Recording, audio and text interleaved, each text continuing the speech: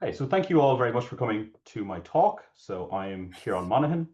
If you've seen a talk by me before, I work in UCD. Um, and today's talk is about persistent organic pollutants, or POPs, which is a very exciting name, pathways to human consumption. So this talk will go through roughly what persistent organic pollutants are, a few different examples of them, and how they can enter the food chain and have negative health impacts for us. So I'd like to thank Green Foundation Ireland for hosting me with this talk, and I think I'll get right into it. There's still people arriving. I'll get into it slowly. So like I said, persistent organic contaminants, persistent organic pollutant contaminants, and pathways to human consumption is the thesis of this talk. So what is a persistent organic pollutant? So it is a group of contaminants defined by the Stockholm Convention in 2001. So they're a series of organic chemical pollutants, and they have a number of factors that make them sort of similar, um, which include, hang on, yeah, which include half-lives of many years. So these contaminants are very, very resistant to decay. So once they enter the environment, they remain there for very, very long periods of time. In the same way you might think of plastics don't really biodegrade. These are very similar. And they have half-lives of many years. So it takes many years for half of them to degrade, and then obviously it goes from there.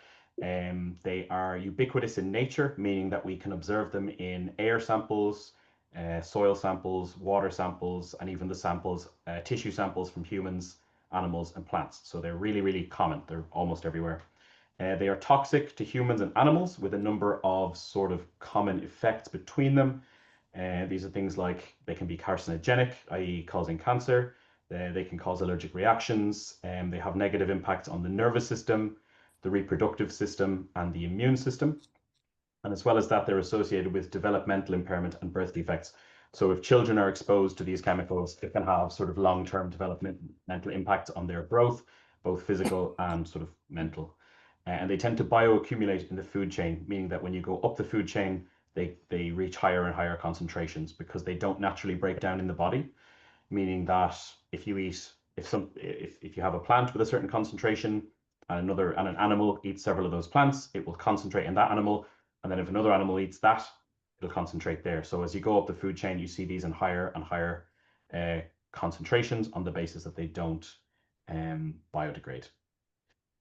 Um, okay, so who am I? My research focuses emerging contaminants as part of my work in UCD. So what is an emerging contaminant? It is a contaminant, i.e. with a negative health impact in foods. My research is primarily on milk in the dairy sector, and a number of different things can cause something to be classified as an emerging contaminant, and a contaminant that is newly discovered, that has had a new health assessment. So newly discovered, i.e. we've never observed this contaminant before. It could be as a result of a new manufacturing process, a new combustion process, or something similar to that. It has had a new health assessment, meaning that perhaps we've known of a chemical for a long time and thought it to be harmless, but then a new health assessment could recognize that this contaminant actually has severe health complications. And often this is the case at a lower level. For example, bisphenol A was a contaminant um, that has been around for years. We've known about for a long time with certain health impacts at certain levels, but a more recent health assessment by EFSA has actually acknowledged that the threshold for health impacts is way lower than it was. So that's an emerging contaminant on the basis that it has health impacts at much lower levels than we previously have assessed. It can be added by new processes, so that could be manufacturing processes, waste disposal processes, etc., etc. Or it might have legislative changes. So a new law might come in that says, you can only have microplastics at a certain level. And if that level is lower than what was previously acceptable, it is classified as an emerging contaminant for my purposes. Um, so my research ensures that different companies, I'll take a brief pause to ask, could everybody please turn off their microphone? I'm just getting a lot of feedback. So if everyone could take a moment and please turn off your microphone, that would be fantastic.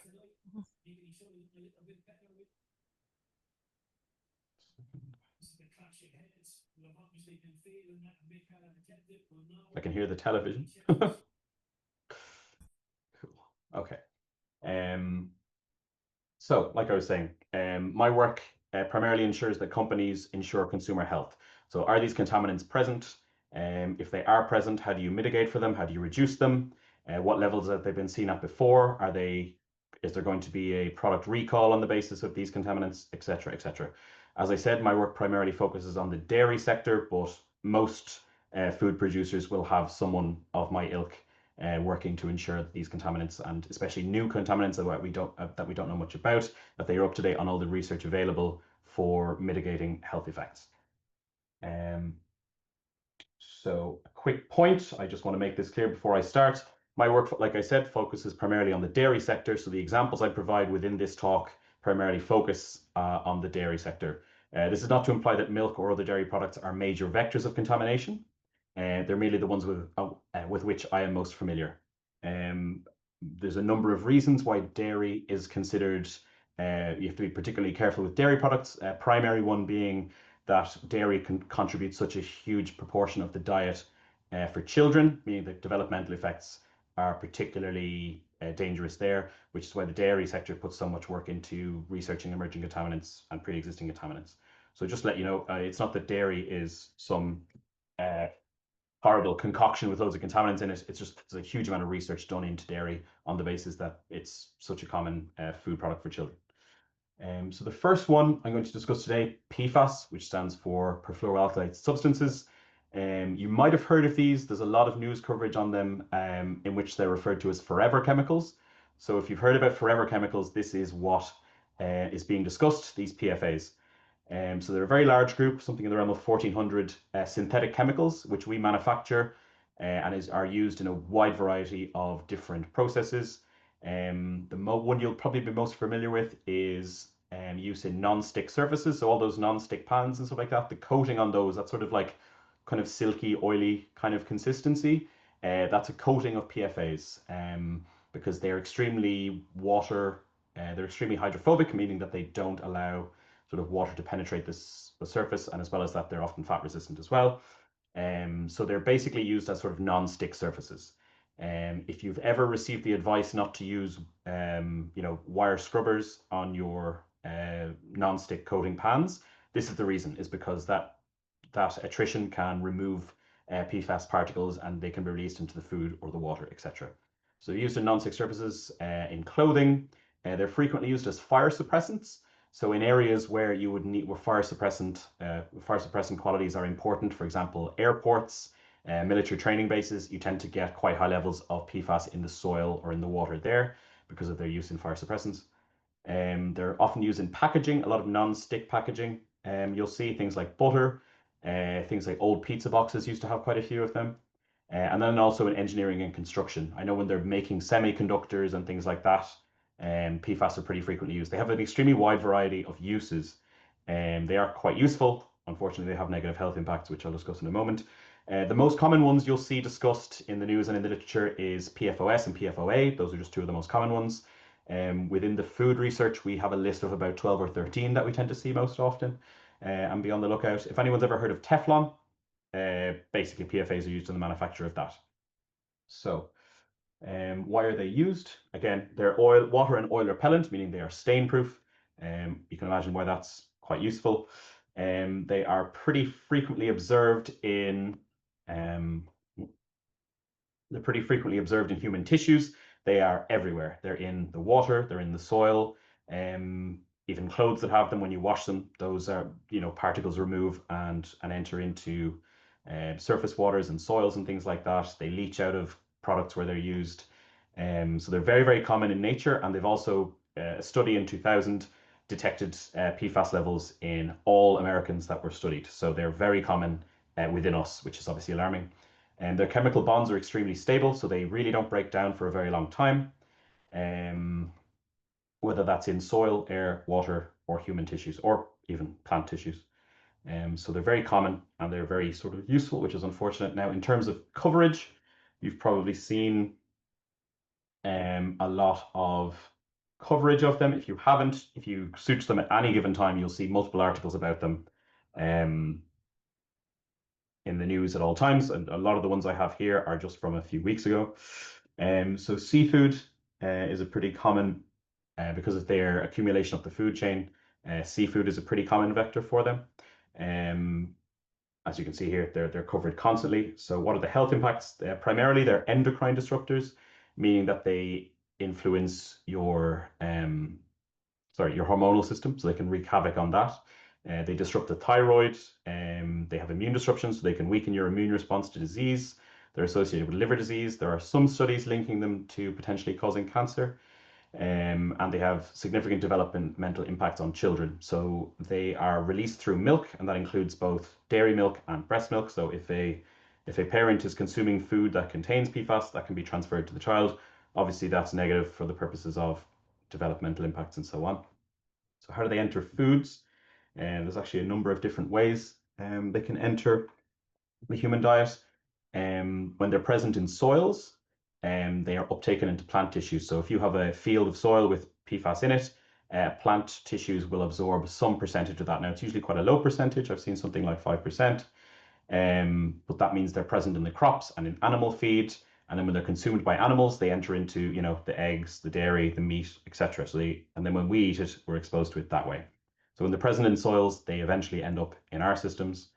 There's another method whereby precursors or similar chemicals can be transformed by various processes, things like, I don't know, heating, fermentation, anything like that. If you have PFAS precursors in your product, there is some potential for them to transform into PFAS themselves and thereby have negative health impacts.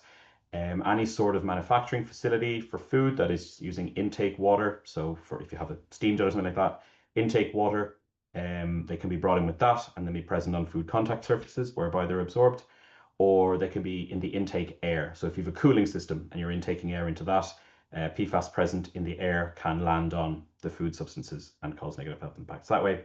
They can also leach from packaging. Now, the EU has cracked down quite severely, and America, I believe, as well, are cracking down on the use of PFAS in food contact materials and in packaging.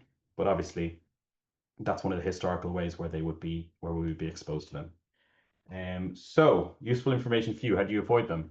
Um, so they're illegal and increasingly illegal in the EU for manufacturing in most cases, unless they're strictly needed for obviously kind of industrial manufacturing and things like that. They are in most cases illegal for food contact materials at this time, if not in future.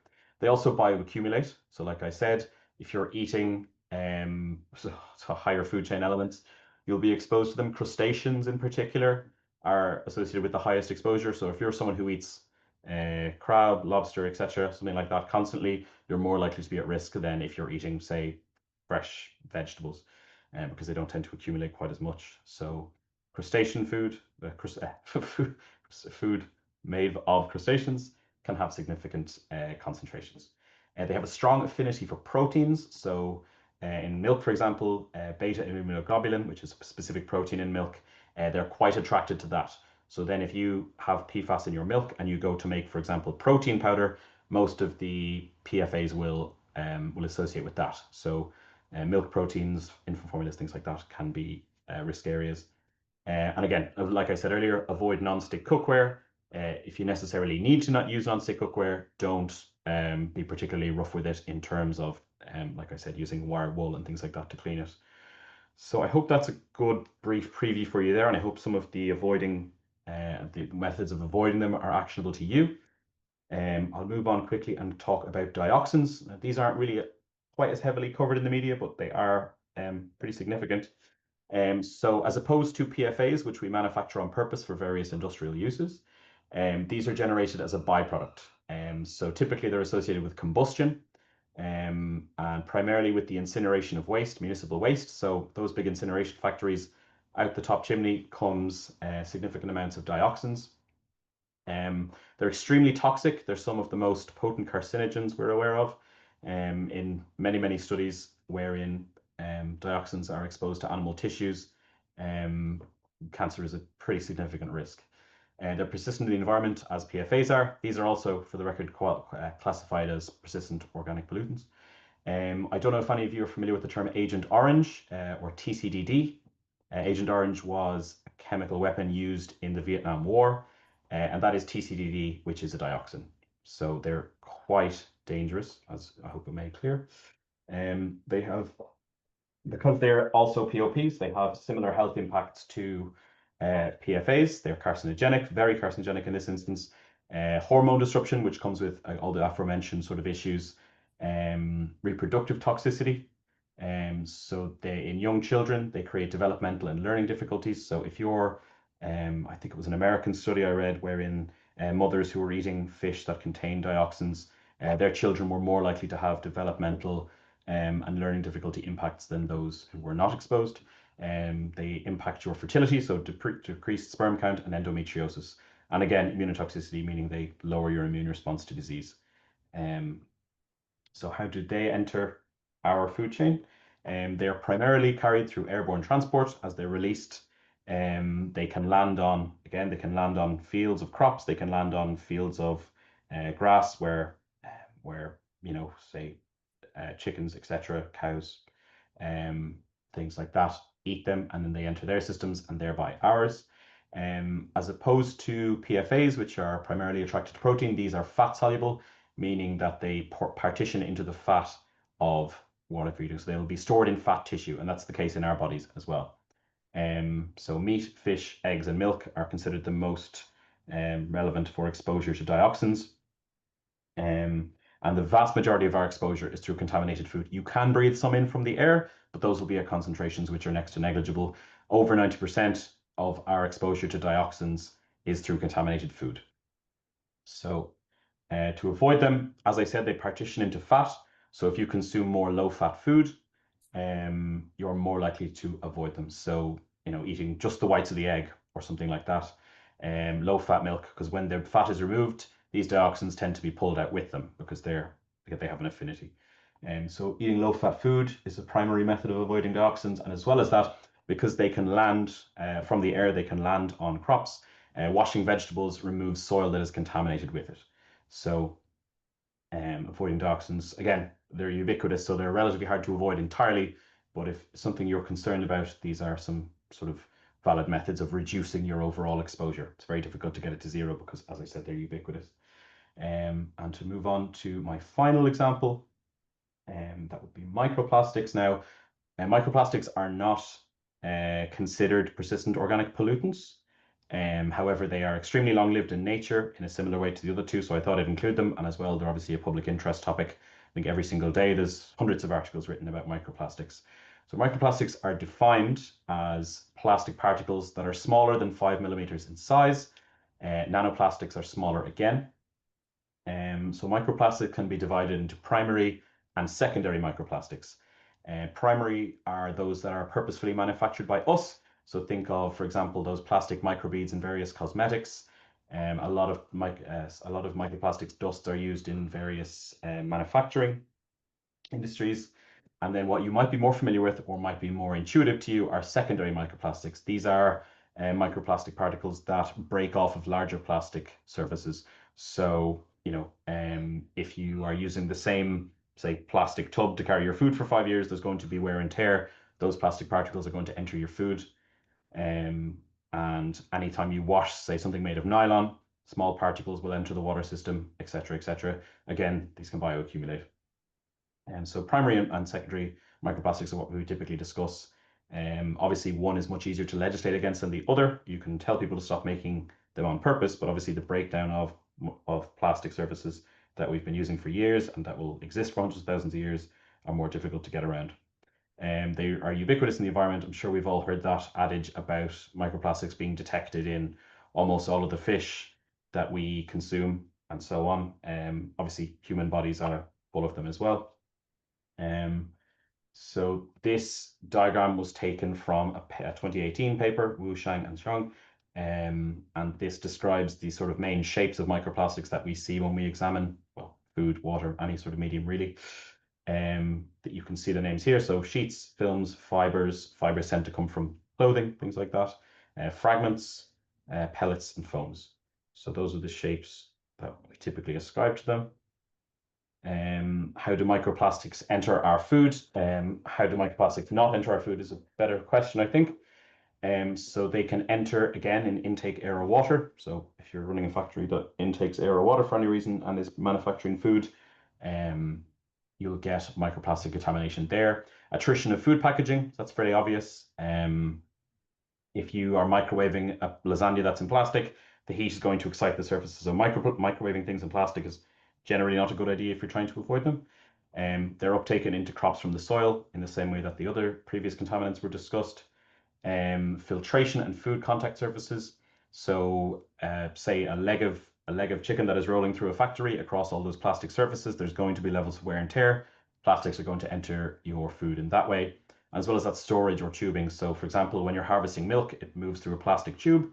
Again, there's always going to be wear and tear, even on the very microscopic level. So there's many ways. This isn't exhaustive by any stretch. There are many different ways. With milk in particular, you tend to see that it is filtration membranes, so very small filtration membranes that milk is forced through to filter it. That's what's typically been observed in the literature as being the most common method of microplastic contamination of milk. So one interesting thing about microplastics from a production perspective is that different plastic polymers are used for different things. So by identifying the plastic polymer that is contaminating the food, we can identify where it most likely comes from. So PVA typically is associated with packaging. Polyester sulfone is filtration, which is the one I mentioned before. So one study in Mexico in 2020, I believe 2021, identified that polyester sulfone was the most common plastic contaminating the milk there, and that is associated with those microfiltration membranes. And then polyethylene are typically food contact surfaces. So that's any surface throughout the factory whereby food passes over it.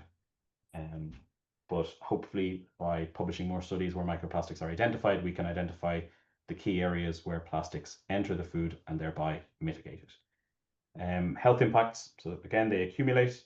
Microplastics can do something called translocation, which means they very small, particularly small microplastic or nanoplastic particles can move across the different barriers of your body if they're small enough, which obviously creates a range of issues. They're associated with inflammation, so they cause unnecessary inflammation of the body.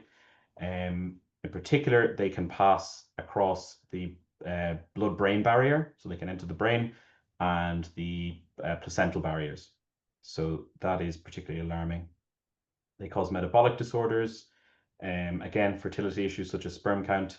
And one particular thing that microplastics are associated with is vectoring other contaminants. So the surface of microplastics is a wonderful place if you're heavy metals, pathogenic bacteria.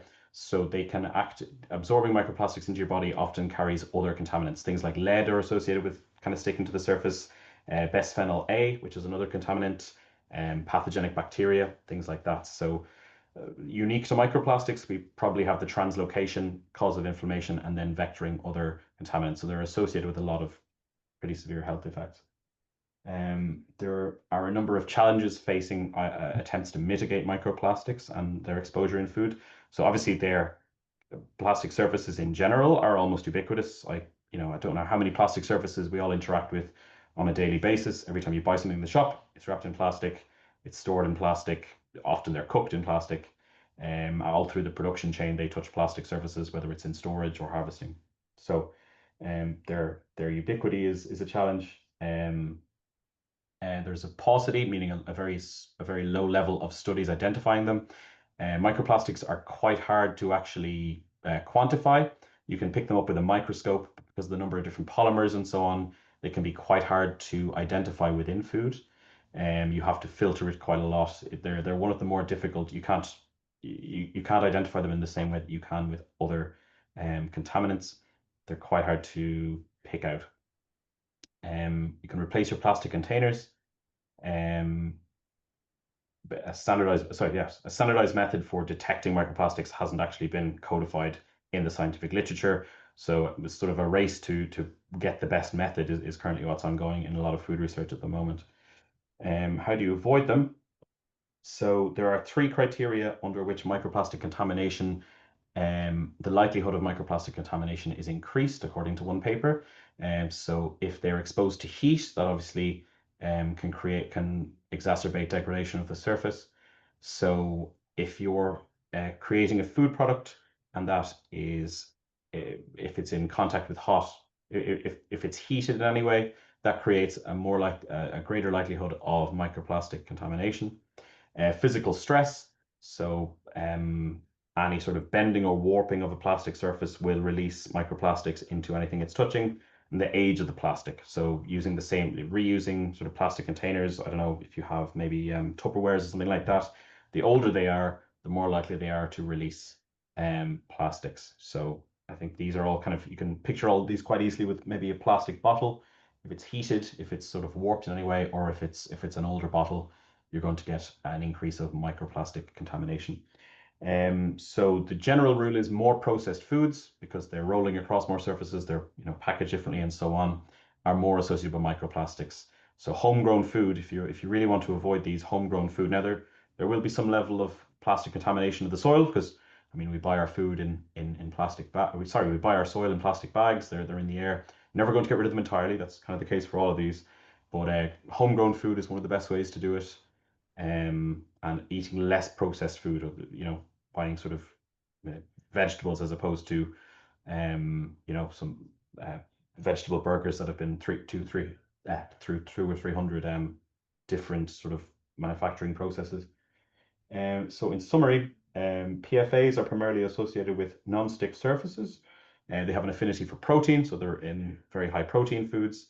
Dioxins are associated with chemical combustion, including municipal waste combustion.